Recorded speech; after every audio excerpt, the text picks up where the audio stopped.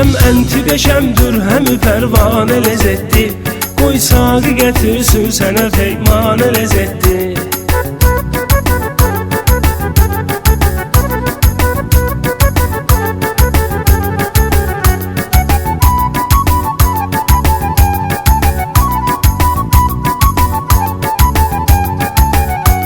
Göz yaşımı tökdükcə gözümdən selə döndər.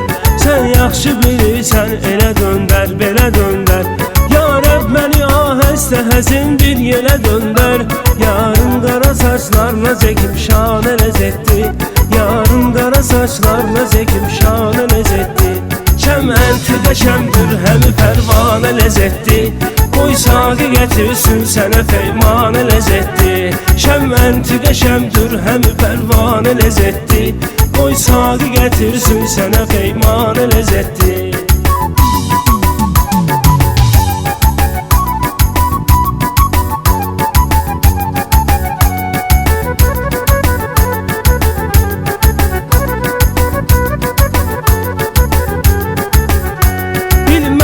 Sən, sən nə mələk, sən nə firiştə. Hikmət böyük Allahda, xeyir vardı hər işdə. Allah səni rüyada qonaq etsə behişdə. Heç vaxtı deməsən ki bu dünya nə ləzzətli. Heç vaxtı deməsən ki bu dünya nə ləzzətli. Şəm'ənti qəşəmdir, həmi pərvanə ləzzətli. Qoy sağı getirsin sənə peymanə ləzzətli. Şəm'ənti qəşəmdir, həmi pərvanə ləzzətli. Qoy sağı getirsin sənə peymanə ləzzətli.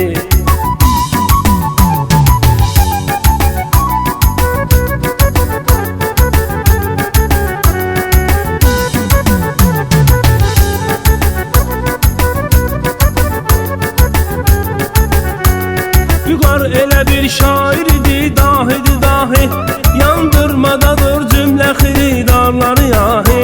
Qəbrində görüm nur ilə doldursun ilahi. Bir də çətin olsun belə həmxanə ləzzətli. Bir də çətin olsun belə həmxanə ləzzətli. Şəm'ənti qəşəmdir, həmi pərvanə ləzzətli. Qoy sağı gətirsin mənə peymanə ləzzətli. Şəm'ənti qəşəmdir, həmi pərvanə ləzzətli. Qoy sağı getirsin mənə peymanə ləzzətli.